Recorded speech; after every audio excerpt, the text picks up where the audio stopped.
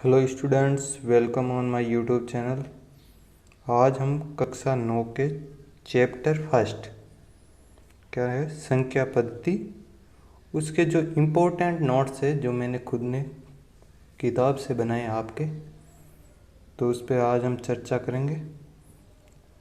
और आपको बता दें कि आपको अगर ये नोट्स चाहिए तो डिस्क्रिप्शन बॉक्स में हमारे टेलीग्राम ग्रुप की लिंक दे रखी है, आप उसमें ज्वाइन करो और वहाँ आपको नोट्स की पीडीएफ मिल जाएगी। बिना टाइम ख़राब किए बात हम करते हैं इम्पोर्टेंट नोट्स की। तो उसमें पहला बिंदु है संख्या रेखा। अब हमारे को ध्यान में होना चाहिए कि संख्या रेखा होती क्या है। तो संख्या रेखा क्या है? एक सरल रेखा जिस पर विभिन्न संख्याओं को निरूपित किया जाता है। अब देखो, मतलब एक संख्या रेखा खींची हमने स्केल की सहायता से, एक संख्या रेखा खींची। अभी इसका जो मध्य बिंदु आप देख सकते हैं कि मध्य बिंदु दे रखा है 0। अब 0 के दाईं तरफ पूरी हमारे को धनात्मक संख्या दे रही है और दाईं तरफ जाने पर धनात्मक संख्या का मान लगातार बढ़ रहा है, और 0 के बाईं तरफ ऋणात्मक संख्या का मान दे रखा है। अब देखो यहाँ परिभाषा में क्या आया कि विभिन्न संख्याओं को, अब विभिन्न संख्या मतलब भिन्न भिन्न संख्या। अगर एक ही प्रकार की संख्या होती तो सिर्फ संख्याओं को निरूपित किया जाता था, लेकिन यहाँ दे रखा है विभिन्न संख्या। विभिन्न का मतलब देखो यहाँ पे कि संख्या रेखा पर प्राकृत संख्या भी होगी। प्राकृत संख्या क्या होती है? अब देखो इसे n से प्रदर्शित करते हैं। प्राकृत संख्या को किससे प्रदर्शित करते हैं? कैपिटल N से। अब देखो प्राकृत संख्या की शुरुआत कहाँ से होती है? 1 से शुरू होकर 2, 3, 4 और ये अनंत की ओर चलती है। अब दूसरा है हमारे पास कि पूर्ण संख्या। पूर्ण संख्या क्या होती है कि इसे W से प्रदर्शित करते हैं और 0, 1, 2, 3, 4 और ऐसे करते करते अनंत तक चलती है। मतलब हम ये कह सकते हैं कि प्राकृत संख्याओं में 0 मिलाने पर किसका निर्माण हो जाता है? पूर्ण संख्याओं का। अब है आगे पूर्णांक संख्या। पूर्णांक संख्या किसे कहते हैं कि इसे z से प्रदर्शित करते हैं और ये माइनस अनंत से लेके प्लस अनंत की ओर चलती है। अब हम बात करते हैं कि संख्या रेखा होती क्या है, उसको हम एक पेपर पे अलग से समझते हैं। तो अब देखो कि जैसे मैं तो आप टाइम बचाने के लिए हाथ से लाइन खींच रहा हूँ, आप स्केल का प्रयोग करना। अब देखो मैं एक ऐसे लाइन खींच देता हूँ। अब इस पे जो हमें लंबाई लेनी है ना दो बिंदुओं के बीच की, वो समान लेनी है। तो देखो मैं समान लंबाई ले रहा हूँ, आपको स्केल की सहायता से लंबाई लेनी है ताकि कोई भी आपको दिक्कत ना। अब देखो इसका जो मध्य बिंदु मैं मान लेता हूँ 0, और इधर जाएंगे दाईं तरफ तो 1, 2, 3, 4, 5 और ये ऐसे करते करते प्लस अनंत तक जाएगी। अब देखो इधर -1, -2, -3, -4 और -5 और इधर किस तरफ जाएगी? ये अनंत की ओर। अब देखो हम देख रहे हैं कि 0 है ना, 0 न तो धनात्मक है और न ही ऋणात्मक है। मतलब 0 क्या है? इसका मध्य बिंदु है, मध्य बिंदु। अब देखो हम बात करते हैं कि मध्य बिंदु है, उससे दाईं तरफ जाता है ना, तो कौन सी धनात्मक संख्या आती है? कौन सी आती है? धनात्मक। और मध्य बिंदु के इधर जाते हैं तो ऋणात्मक। कौन सी संख्या? ऋणात्मक। अब देखो अब हम बात करते हैं कि धनात्मक और ऋणात्मक की तो बात हो गई। अब देखो ये 0 दे रखा है। अब 0 से लेकर हम अनंत की ओर जाएंगे ना इधर, तो कौन सी संख्या आएगी? वो आएगी प्राकृत संख्या। कौन सी? प्राकृत संख्या, जो हमने अभी पीछे बात की है। और इस 0 को साथ में लेके और इधर पॉजिटिव अनंत की तरफ जाएंगे ना, तो वो आएगी पूर्ण संख्या। कौन सी संख्या? पूर्ण संख्या। और अब हम बात करते हैं कि यहाँ माइनस अनंत से लेके है ना प्लस अनंत की ओर जाएंगे ना, ये जो संख्या आएगी ना, ये आएगी पूर्णांक संख्या। कौन सी? पूर्णांक संख्या। अब आगे हम बात करते हैं अगली संख्या कौन सी है, वो है परिमेय संख्या। कौन सी संख्या? परिमेय संख्या। अब परिमेय संख्या को क्या कहते हैं कि इसे कैपिटल Q से प्रदर्शित करते हैं। मतलब कैपिटल Q मतलब बड़ा Q से जो परिमेय संख्या है उसको प्रदर्शित करते हैं। और Q है ना, इसका Q इसका 0 नहीं होना चाहिए, मतलब 0 के अलावा कोई भी संख्या हो सकती है, चाहे वो धनात्मक हो चाहे ऋणात्मक हो। अब परिमेय संख्या की क्या परिभाषा है? वह संख्या जिसे P बट्टा Q के रूप में लिखा जा सकता है, वह संख्या कौन सी है? परिमेय संख्या है। अब देखो शर्त क्या दे रखी है? शर्त ये दे रखी है कि P व Q पूर्णांक संख्या है। पूर्णांक मतलब माइनस अनंत से लेके प्लस अनंत तक, माइनस अनंत से लेके प्लस अनंत तक कोई भी संख्या हो सकती है। कौन सी? P। और Q के बारे में, P और Q, और Q क्या दे रखा है कि Q भी माइनस अनंत से लेके प्लस अनंत के बीच में 0 को छोड़ के कोई भी संख्या हो सकती है। अब देखो नोट क्या दे रखा है? नोट ये दे रखा है कि प्राकृत संख्या, पूर्ण संख्या तथा पूर्णांक संख्या को P बट्टा Q के रूप में लिखा जा सकता है। अब देखो ये क्या आ गया कि प्राकृत संख्या कोई भी होगी ना, और पूर्ण संख्या कोई भी, और पूर्णांक संख्या कोई भी, उन सबको P बट्टा Q के रूप में लिखा जा सकता है। अब देखो अतः ये सभी संख्याएं परिमेय संख्या के अंतर्गत आती है। कौन कौन सी संख्या परिमेय संख्या के अंतर्गत आती है? प्राकृत, पूर्ण और पूर्णांक संख्या। आगे क्या है? आगे है कि संख्या रेखा पर 3/4 को दर्शाना। अब देखो 3/4 क्या होता है? मतलब 3/4 ये दे रखा है ना। अब देखो 3/4 का मतलब है कि 3 के अंदर किसका भाग देना है? 4 का। तो 3 के अंदर 4 का भाग दे। अब देखो 4 का भाग ऐसे तो जाएगा नहीं 3 के अंदर, 3 के अंदर भाग जाएगा नहीं, तो हमें क्या करना है कि पॉइंट लगाना है। पॉइंट लगाएंगे हम तो यहाँ हो जाएगा 30। अब 30 के अंदर 4 का भाग कितनी बार जाएगा? 28। 28 तो ये जाएगा कितनी बार? 7 चौक 28। अब ये देखो, अब शेषफल कितना बचा? शेषफल बचा 2। अब 2 में 4 का भाग जाएगा नहीं, तो हमारे को 0 लगाना पड़ेगा। 0 लगाएंगे, पॉइंट लगा हुआ है तो आगे 0 लगा सकते हैं। अब 20 का भाग 4 में कितनी बार जाएगा? 5 बार। अब देखो पॉइंट 75 है ना, क्या साबित कर रहा है? पॉइंट 75 ये साबित कर रहा है कि जो हमारी संख्या रेखा है ना, वो 0 से लेके 1 के मध्य आएगी। 0 से 1 के मध्य। अब देखो हम दर्शाते हैं इनको। अब देखो आपको स्केल का प्रयोग करना है, मैं सीधे बता रहा हूँ कि देखो मैं एक लाइन खींचता हूँ, लाइन खींच दी, यहाँ लिख दिया 1 और यहाँ लिख दिया 0। क्यों लिखा? क्योंकि हमारी संख्या किन के बीच में आएगी? 0 और 1 के बीच में 0.75 आएगी। अब देखो अंश के अंदर क्या दे रखा है? अंश के अंदर दे रखा है 3 और हर के अंदर दे रखा है 4। अब अंश के अंदर 3 है और हर के अंदर 4, तो हर क्या साबित कर रहा है कि ये जो संख्या रेखा है ना, इसको 4 बराबर भागों में हमें बांटना है। तो देखो आपको स्केल का प्रयोग करना है।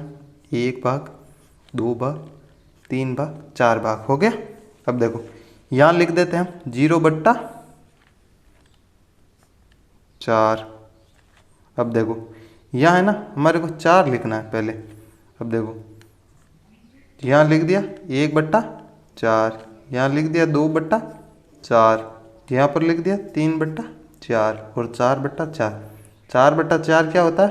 1 ही होता है। अब देखो हमारे सामने नंबर है 3/4, तो 3/4 देखो संख्या रेखा पर कहाँ पर है? तो 3/4 को मैं अलग पेन से हाईलाइट कर देता हूँ। ये देखो 3/4 यहाँ पर शो कर रहा है ना। तो यहाँ पर जो है ना, ऐसे हमारे को कोई भी परिमेय संख्या दे तो उसको संख्या रेखा पर दर्शाना आना चाहिए। और इसी प्रकार देखो यहाँ दे रखा है ना ये, तो यहाँ पे देखो मैं डॉट कर लेता हूँ 3/4 की जगह ये, तो यहाँ हो गया संख्या रेखा पर इसका मान। अब आगे हम बात करते हैं कि अपरिमेय संख्या। अब देखो हमारे को ध्यान में होना चाहिए अपरिमेय संख्या होती क्या है। तो इसे Q डैश से प्रदर्शित करते हैं। Q के ऊपर ये हल्का सा चिन्ह है ना, इसको डैश कहते हैं, तो Q डैश से प्रदर्शित करते हैं। अब क्या दे रखा है कि वह संख्याएं जिन्हें हम P/Q के रूप में नहीं लिख सकते, जिन्हें लिख सकते थे वह कौन सी थी? वह थी परिमेय संख्या, और जिन्हें नहीं लिख सकते वो कौन सी थी? वो थी अपरिमेय संख्या। अब देखो कि संख्या रेखा पर अपरिमित रूप से अनेक अपरिमेय संख्या होती है। मतलब संख्या रूप जो रेखा है ना, जो हमने शुरू की थी माइनस अनंत से लेके प्लस अनंत तक, तो उस पर है ना अनेक प्रकार की संख्या होती है। जैसे उदाहरण दे रखा है √2, √3, √5, पाई, 0.10, 110, 1110 और इस तरह ये संख्या आगे बढ़ रही है। मतलब प्रत्येक जीरो के बाद में एक एक है ना वो बढ़ रहा है। और ये जो √2 है, √3 है, इनका भी आगे हम बताएंगे कि किस तरीके से इनको संख्या रेखा पर प्रदर्शित किया जाता है। अब आगे हम बात करते हैं कि वास्तविक संख्या। वास्तविक संख्या क्या कहते हैं? अब देखो वास्तविक संख्या की परिभाषा पहले देखो और बाद में मैं बताऊंगा आपको। वास्तविक संख्या की परिभाषा दे रखी है कि परिमेय तथा अपरिमेय संख्या के संग्रहण को वास्तविक संख्या कहा जाता है। मतलब देखो वास्तविक संख्या क्या होती है? वास्तविक संख्या, वास्तविक संख्या की परिभाषा में क्या है कि परिमेय तथा अपरिमेय संख्या के संग्रहण को वास्तविक संख्या कहा जाता है। मतलब वास्तविक संख्या के अंदर क्या आएगा? एक तो परिमेय संख्या आएगी, परिमेय, और एक अपरिमेय। परिमेय और अपरिमेय संख्या किसके अंदर आएगी? वास्तविक संख्या। अब देखो परिमेय में कौन कौन सी है, हमने बात की थी परिमेय के अंदर।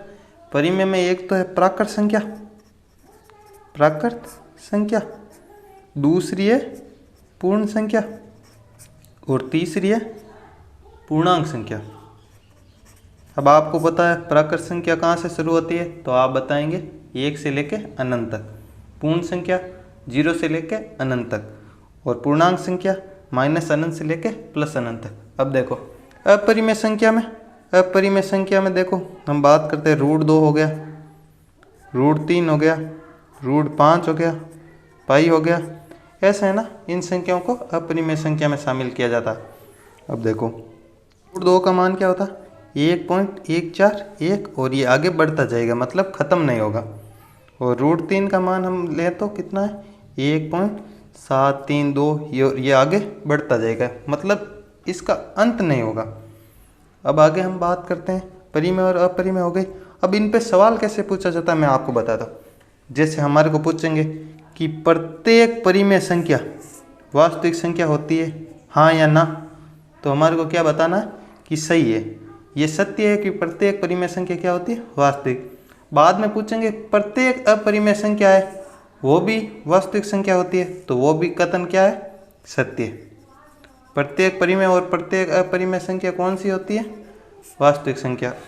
अब हमारे को उल्टा पूछेंगे कि प्रत्येक वास्तविक संख्या परिमेय संख्या होती है, तो ये गलत है, और प्रत्येक वास्तविक संख्या अपरिमेय संख्या होती है, तो ये भी गलत है, क्योंकि जो वास्तविक संख्या है ना उसके अंदर परिमेय और अपरिमेय संख्या को दर्शाया गया। अब देखो हम बात करते हैं आगे, आगे क्या दे रखा है कि वास्तविक संख्या या तो परिमेय या अपरिमेय संख्या होती है, अभी हमने बात की थी। अतः हम कह सकते हैं कि प्रत्येक वास्तविक संख्या को संख्या रेखा पर निरूपित किया जा सकता है। मतलब हमने बात की थी कि संख्या रेखा पर किसको निरूपित किया जाता है? या तो परिमेय को किया जाता है या अपरिमेय, मतलब दोनों को संख्या रेखा पर निरूपित किया जाता है। अतः इसमें क्या है कि साथ ही संख्या रेखा का प्रत्येक बिंदु एक वास्तविक संख्या को निरूपित करता है। ये भी कथन सही है, क्योंकि संख्या रेखा का प्रत्येक बिंदु या तो परिमेय होगा या अपरिमेय होगा। यही कारण है कि संख्या रेखा को वास्तविक संख्या रेखा कहा जाता है। हमने देखा कि संख्या रेखा को वास्तविक संख्या रेखा क्यों कहा जाता है? क्योंकि संख्या रेखा का जो प्रत्येक बिंदु है ना वो वास्तविक संख्या रेखा होता है, उसमें या तो परिमेय संख्या होगा या अपरिमेय संख्या होगा, इसलिए संख्या रेखा को वास्तविक संख्या रेखा भी कहा जाता है। अब हमारे सामने क्या दे रखा है कि संख्या रेखा पर √2 का स्थान। तो अब देखो इससे पहले हमारे को एक बात का ध्यान रखना होगा कि √2 का स्थान हम कैसे ज्ञात करें। इसके लिए आपने पिछली कक्षा में पढ़ा होगा पाइथागोरस परिमेय, पाइथागोरस परिमेय। अब देखो नहीं पढ़ा है तो भी आप समझ लें। मतलब पाइथागोरस परिमेय क्या होता है? ये समकोण त्रिभुज पर लागू होता है। समकोण समझते हो? समकोण त्रिभुज मतलब जिसका एक कोण कितना होगा? 90 डिग्री। देखो एक समकोण त्रिभुज में बना लेता हूँ, ये लो, इसका ये कोण है 90 डिग्री। कितना? 90 डिग्री। तो जो ये भुजा है ना इसको हम मान लेते हैं आधार है। क्या है? त्रिभुज का आधार। और जो 90 डिग्री का कोण है उसके सामने वाली भुजा है कर्ण। सॉरी, मैं ये मान लेता हूँ ये लंब है। तो अब हम क्या करते हैं कि इसका एक फॉर्मूला है। इसका क्या फॉर्मूला है कि कर्ण का स्क्वायर वो किसके बराबर होगा? आधार का स्क्वायर प्लस लंब का स्क्वायर। यही है। देखो, तो अब इसमें क्या है, हमें इसकी आवश्यकता क्यों पड़ी? हमें दे रखा है √2। अब √2 को हमारे को संख्या रेखा पर प्रदर्शित करना है। अब √2 का मान यहाँ कैसे लाए? तो एक बात आपको ध्यान में रखना है कि √2 का मान कैसे आएगा? जब आधार 1 होगा ना, ये आपको अनुभव के साथ में समझ में आएगा। आधार 1 होगा और लंब भी 1 होगा। आधार और लंब दोनों 1 होंगे ना, तब इस कर्ण का मान क्या आएगा? √2। कैसे आएगा? देखो, आधार की जगह 1 लिखते हैं हम, 1 का वर्ग प्लस लंब की जगह भी 1 लिखते हैं उसका वर्ग, बराबर यहाँ कर्ण को हम k से डिनोट कर देते हैं तो k का वर्ग। अब देखो, k का वर्ग किसके बराबर है? 1 का वर्ग 1 प्लस 1 का वर्ग 1। 1 और 1 कितने हुए? 2। और इधर कर्ण का वर्ग। अब देखो, अब इधर से वर्ग हटाएंगे ना तो उधर अंडर रूट में चला जाएगा। ये वर्ग है ना, इधर अंडर रूट के अंदर चला जाएगा तो ये √2 हो गया। अब देखो, हमने आधार का मान 1 लिया और लंब का मान भी 1 लिया, तब हमें क्या प्राप्त हुआ? √2। अब इसको संख्या रेखा है, इस पर दर्शाते हैं। तो देखिए, अब देखो, मैं स्केल का प्रयोग करता हूँ, आप भी स्केल का प्रयोग करिए, क्योंकि स्केल का प्रयोग करेंगे ना तो हमारे को जो मान है उनमें कोई दिक्कत नहीं आएगी, एक समान दूरी, और आपको भी लगेगा कि वास्तव में ये संख्या रेखा पर इसको दर्शा सकते हैं। अब देखो, मैं यहाँ से शुरुआत करता हूँ, लाइन खींचता हूँ और यहाँ तक लाइन खींच देता। अब इसमें जो पॉइंट दे रखा है उसके अनुसार मैं यहाँ पॉइंट लगा लेता हूँ। या तो पॉइंट लगाओ या 1 सेंटीमीटर का जो प्रकार खोल के उसकी सहायता से 1-1 सेंटीमीटर का चाप काट दो। अब इसको मैंने मान लिया 0। अब या तो ये जो पॉइंट है आप स्केल की सहायता से लगाओ, या प्रकार को आप 1 सेंटीमीटर खोलो। कितना? 1 सेंटीमीटर। अब 1 सेंटीमीटर कैसे खोलोगे? प्रकार को 0 पे रखना है, ये 0 पे रखा नोक को, और इसको 1 सेंटीमीटर तक खोलना है, तब 1 सेंटीमीटर का चाप होगा। तो अब देखो, 1 सेंटीमीटर का चाप आपको इसमें तो दिखाई नहीं देगा, लेकिन थोड़ा आपको एडजस्ट करना होगा। अब देखो, ये हो गया, ये हो गया, ये हो गया। अब देखो, इसको मैं दर्शा देता हूँ नंबर से। पहला चाप कटा उसको 1 ले लेता हूँ, दूसरा चाप 2, तीसरा चाप 3, चौथा चाप 4। अब देखो, हमने आधार को क्या लिया था? 1। अब 1 वो आप इकाई में लेना है, मतलब 1 ये सेंटीमीटर भी हो सकता है, मीटर भी हो सकता है, किलोमीटर भी हो सकता है, जो भी हो सकता है। जो ये दूरी लो ना, वही दूरी किस में लेनी है? लंब में। अब देखो, लंब कैसे बनेगा? पहले तो हमारे को 90 डिग्री का कोण बनाना होगा। अब 90 डिग्री के कोण की रचना कैसे करें, ये बात आ गई। तो 90 डिग्री को क्या करना है? आपको सिर्फ यूज करना, ये जो चांदा है इसका, चांदे को रखना है पॉइंट नंबर 1 पर।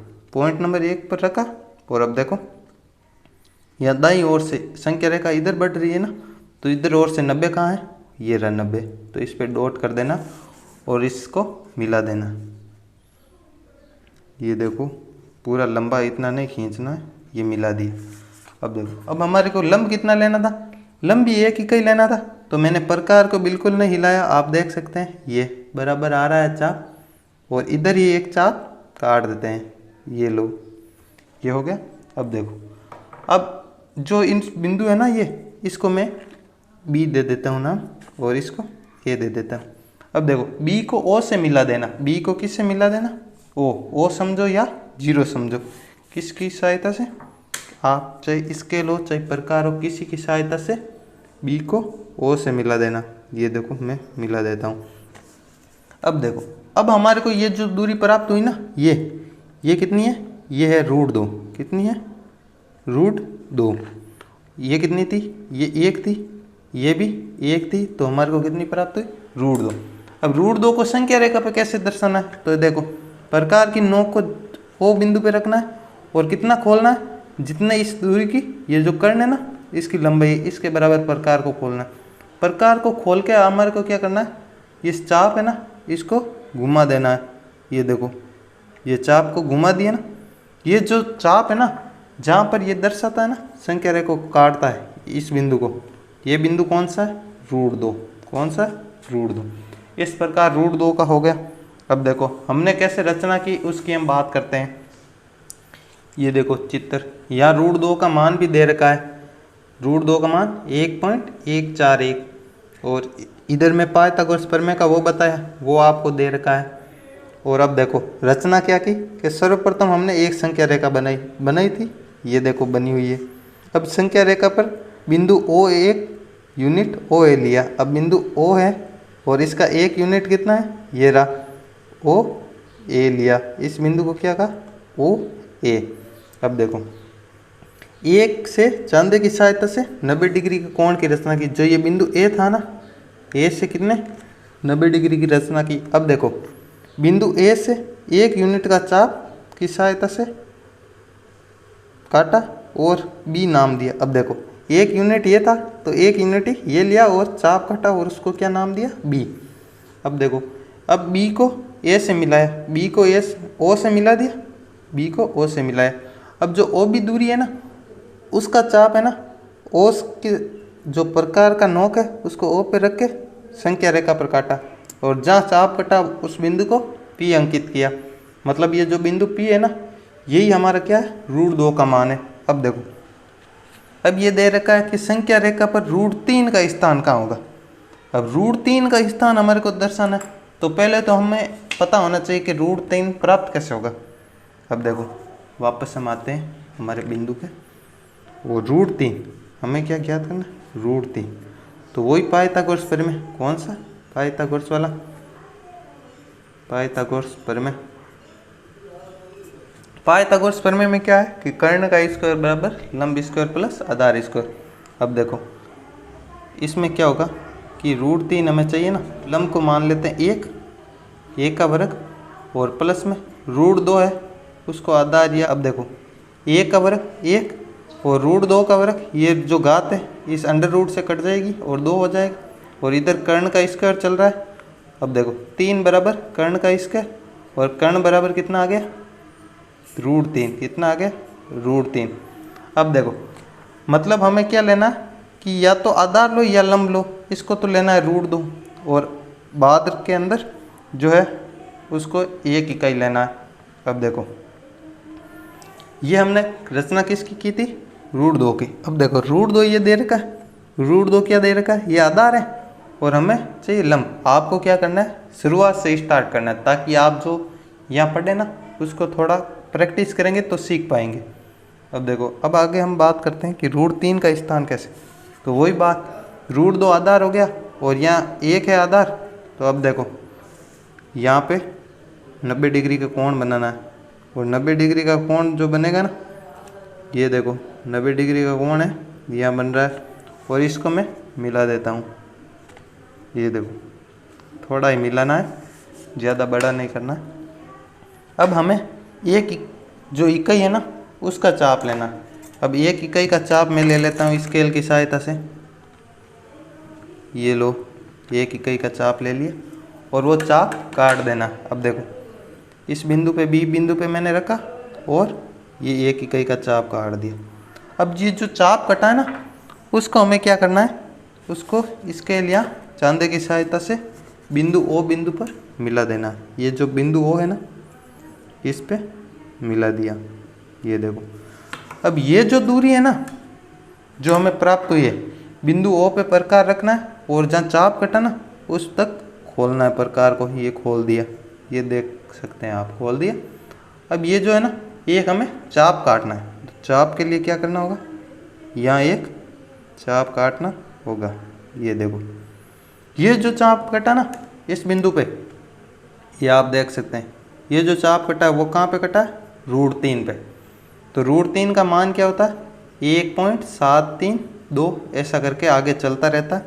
तो ये देखो 2 से कम है कि नहीं और √2 से अधिक है, मतलब √2 से √3 का मान कितना होगा, अधिक होगा। अब हम देखो इस चित्र में इस चित्र के अंदर भी यही दे रखा है और यहाँ पे लंब 1 लिया, आधार √2 लिया, तो कर्ण हमें क्या प्राप्त हुआ √3 कि वास्तविक संख्या और उनके दशमलव प्रसार।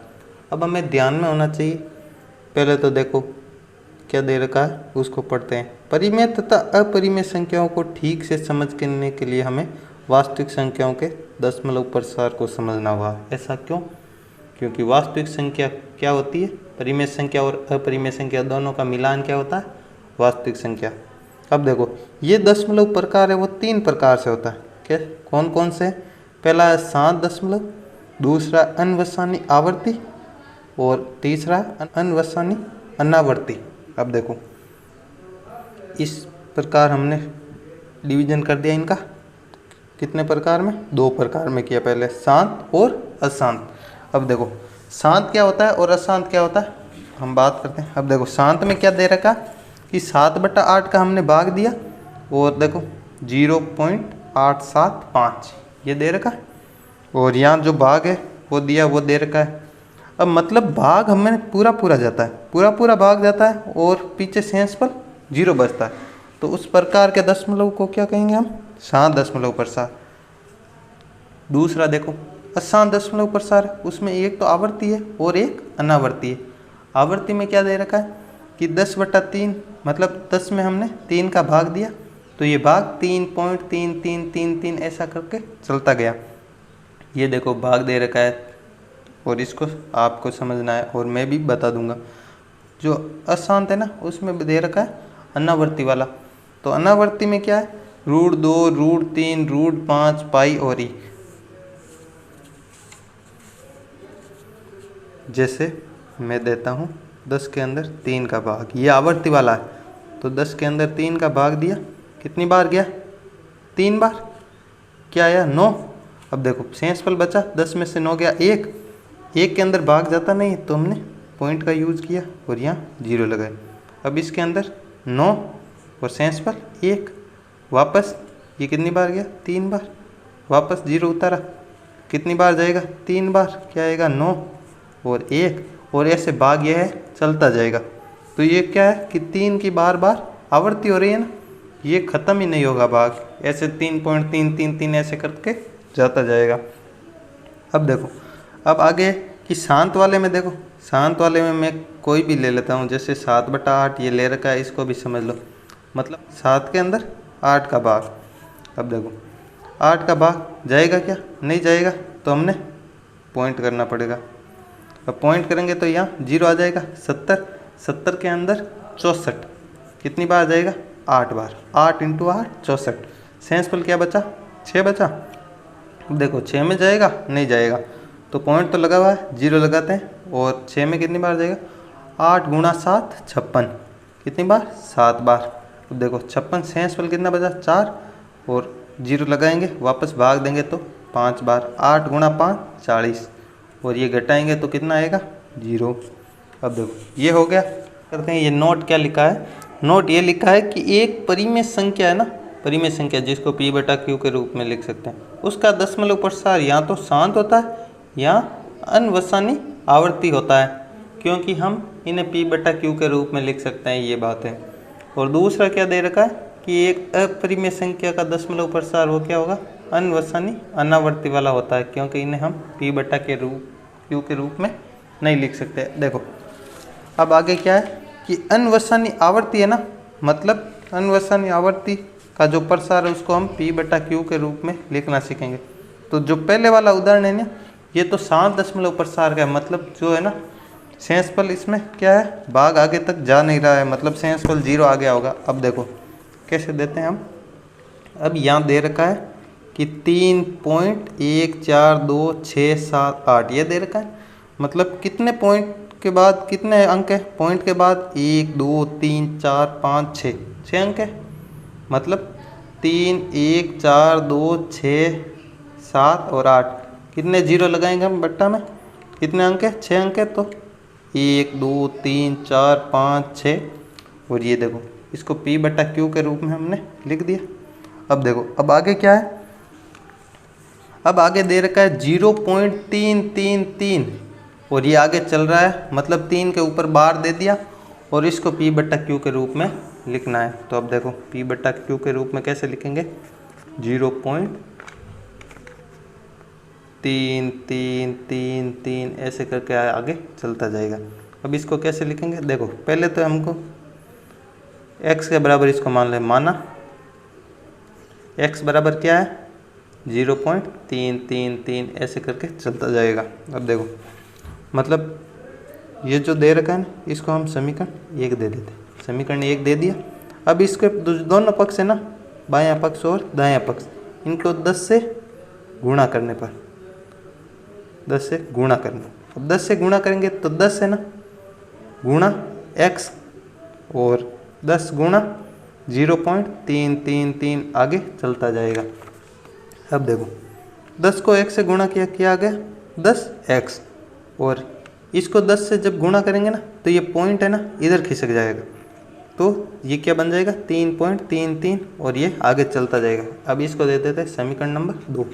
अब देखो अब क्या करना है, जो समीकरण 2 है ना, समीकरण 2 दे रखा है उसमें से समीकरण 1 को घटाना है। समीकरण 2 क्या दे रखा है 10x बराबर 3.333 और ऐसे करके चलता जाएगा। समीकरण 1 क्या दे रखा है कि x बराबर 0.33 और आगे चलता जाएगा। अब देखो इसको घटाना है तो 10x माइनस x किया तो 9x, 9x बराबर 3 में से 0 गया, कितना बचा 3 पॉइंट। अब आगे समान संख्या और समान संख्या में समान संख्या घटाएंगे तो 0, मतलब 9x बराबर 3, x बराबर 3/9 और काटेंगे तो 3 का पार्ट देंगे तो 1 बार और 3 बार, मतलब इसे हम जो संख्या दे रखी थी ना 0.333 इसको हमने P बट्टा Q मतलब परिमेय संख्या के रूप में प्रदर्शित कर दिया। और पीछे हमने पढ़ा था कि जो है ना आवर्ती वाली संख्या होती है ना वो परिमेय संख्या के अंतर्गत आती है, तो हमने ये देख भी लिया कि किस प्रकार से परिमेय संख्या के अंतर्गत आती है।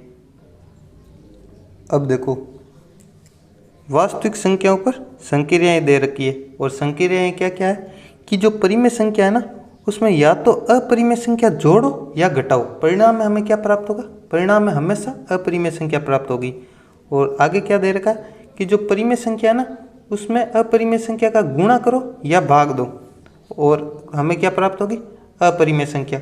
अब ये शून्यतर क्या है, शून्यतर मतलब जो परिमेय और अपरिमेय संख्या है ना वो शून्य को छोड़ के उससे ऊपर होनी चाहिए, मतलब शून्य के अलावा कुछ भी हो सकती है।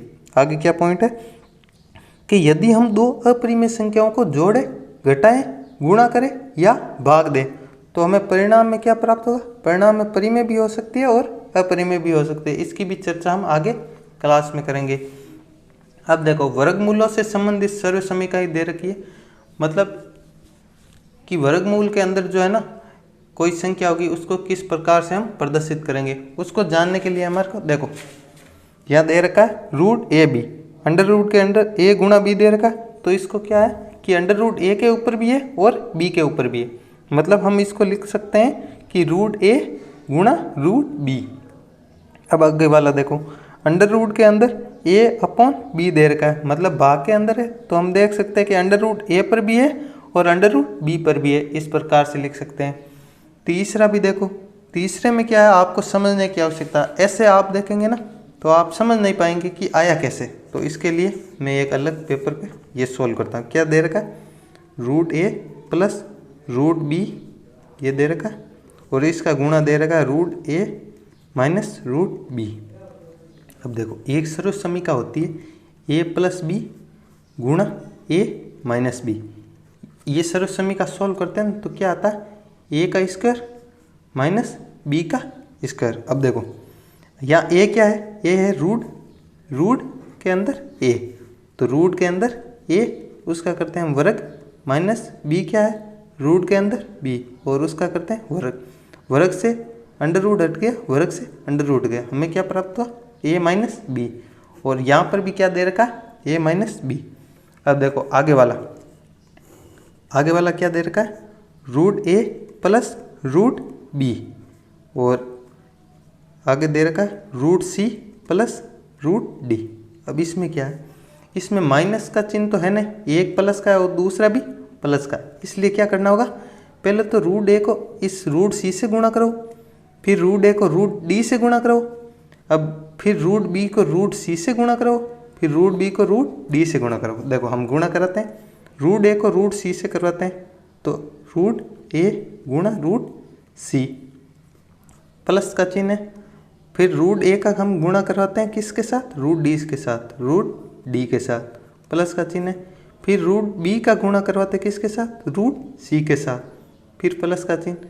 फिर रूट बी का गुणा करवाते हैं रूट डी के साथ। अब देखो ये हमने पढ़ा था यहाँ पे कि रूट के अंदर अगर कोई अलग अलग संख्या हो ना तो उसको एक साथ लिख सकते हैं। तो देखो root A C plus root A D plus root B C plus root B D, ये देखो ये हमारे पास आ गया और यही उत्तर यहाँ दे रखा है। मतलब आपको घबराने की ज़रूरत कहीं पर भी नहीं, ये किसी न किसी प्रकार से आया हुआ है और इसको हम जान के देखें। अब देखो आगे वाला क्या दे रखा है, ए प्लस रूट बी और इसका गुणा किसके साथ है, ए माइनस रूट बी के साथ, और यहाँ पर कुछ दे रखा है वो हम ज्ञात करेंगे। अब देखो यहाँ ए प्लस बी है और यहाँ ए माइनस बी है, तो वही फॉर्मूला जो हमने देखा था। तो ए का वर्ग माइनस बी का वर्ग, ए क्या है, ए यहाँ पे है ए, तो ए का वर्ग ए हो गया। अब देखो माइनस बी का वर्ग, बी क्या है, रूट बी है, और इसका वर्ग हम करेंगे तो वर्ग से रूट हट जाएगा तो ए स्क्वायर माइनस बी, ये आ गया। अब देखो आगे वाला क्या है कि रूट ए दे रखा है प्लस रूट बी दे रखा है और इसका वर्ग दे रखा है। अब देखो हम एक सर्वसम्मी समीकरण जानते हैं कि a प्लस बी का अगर वर्ग होगा ना तो क्या होगा, a की पावर 2 प्लस b की power 2 plus root 2 a b। अब देखो अब a यहाँ क्या है, रूट a है, और b क्या है, रूट b है। तो देखो हम मान रखते हैं या एक पर क्या रखते हैं, रूट a का वर्ग प्लस रूट b का वर्ग प्लस 2 रूट a गुणा रूट b। अब देखो वर्ग से वर्गमूल हट जाएगा, वर्ग से वर्गमूल हट जाएगा, क्या बचेगा हमारे पास, a प्लस बी। अब 2, अब यहाँ देखो root a dot root b है, मतलब a और b को अलग अलग रखा है तो उसको एक साथ रख सकते हैं, रूट a b, और यही हमारे पास दे रखा है। देखो ये दे रखा है। अब देखो आगे क्या दे रखा है कि वास्तविक संख्याओं के लिए घातांक नियम दे रखा है। घातांक नियम में क्या होता है, देखो पहला हम देखें कि a की घात में m दे रखा है और a की घात में n दे रखा है और दोनों का गुणा है। डॉट का मतलब क्या है, गुणा है। तो a की घात है ना, आधार समान हो तो घातें जुड़ जाती है, तो यहाँ a की पावर m प्लस n हो गया। मतलब मैंने क्या बताया कि आधार अगर है ना, आधार समान हो ना तो घातें क्या हो जाती है, जुड़ जाती है, घातें जुड़ जाती है। अब देखो यहाँ आगे दे रखा a की पावर में m और बाद में कोष्टक बंद है और n दे रखा है, तो इसको कोष्टक का कोई यहाँ पर महत्व नहीं होता है। यहाँ a की पावर में m हो गया और n हो गया। अब देखो आधार समान है और भाग दे रखा है। अगर आधार समान हो ना, ये तो क्या होता है, गुणा में होता है, जब आधार समान है तो घातें जुड़ जाती है। अगर भाग में हो ना, a की पावर m अपॉन a की पावर n, और आधार समान है देखो दोनों का, तो घातें क्या हो जाएगी, a की पावर m माइनस n हो जाएगी। ये देख लिया। अब देखो आगे दे रखा a की पावर m और b की पावर m, मतलब अब की बार क्या है, घातें समान है, घातें समान है। घातें समान होगी ना तो हम क्या होगा कि जो आधार है ना वो गुणा हो जाएंगे और घातें समान है तो एक घात आ जाएगी, यही दे रखा है। अब देखो आगे दे रखा a की पावर 0 बराबर 1, a की पावर 0 कितना दे रखा, 1। मतलब किसी भी संख्या की घात है ना, किसी भी संख्या की घात अगर 0 है तो उसका मान हमेशा 1 होगा। कोई भी संख्या हो, चाहे 1 हो, चाहे 5 हो, चाहे x हो, चाहे b हो, उसकी घात अगर 0 है तो उसका मान हमेशा 1 होगा। आगे दे रखा 1 की पावर 1 बट्टा a की पावर n दे रखा है, मतलब a अगर ऊपर जाएगा ना तो ये जो घात है ना इसकी नेगेटिव हो जाएगी, माइनस में हो जाएगी। और आगे एक सर्वसमीकरण दे रखी है a की पावर m अपॉन n है, तो उसको हम किस प्रकार से लिख सकते हैं, n अंडर रूट a की पावर m। अब देखो आगे क्या पॉइंट दे रखा है कि यहाँ ए एम एन प्राकृत संख्या मतलब 1 से स्टार्ट होके अनंत के बीच में है। अब देखो ए को आधार और एम एन क्या है, घातांक है, वो हमने देख लिया। और अब आगे दे रखा है पॉइंट कि 1/√a+b के हर का परिमेयकरण करने के लिए हम √a - b/√a - b से गुणा करते हैं। अब देखो एक बात ध्यान रखो, परिमेयकरण क्या होता है? परिमेयकरण की आवश्यकता क्यों पड़ी? परिमेयकरण इसलिए, परिमेयकरण में क्या होता है कि अगर है ना हर के अंदर अगर अंडर रूट में कोई संख्या हो ना और उसको हटाने के लिए परिमेयकरण किया जाता है। जैसे देखो 1 मैं लिख दिया यहाँ पे √a+b, तो अब ये हर में रूट दे रखा है ना, तो इसको हटाने के लिए किससे गुणा करना है? √a विपरीत जो चिन्ह है वो करना है, प्लस हो तो माइनस, तो और माइनस हो तो प्लस, √a - b इससे गुणा करेंगे ना, तो यहाँ ऊपर तो आ जाएगा √a - b और नीचे ये a+b और a - b वाला फॉर्मूला बन जाएगा और बाद में सॉल्व हो जाएगा। ये था हमारा चैप्टर फर्स्ट के। आपको अगर है ना हमारा सेशन पसंद आया तो इसको लाइक करें, शेयर करें, सब्सक्राइब करें और बेल आइकन भी प्रेस करें ताकि हमारे आने वाली वीडियो का नोटिफिकेशन आप तक पहुंच जाए। धन्यवाद।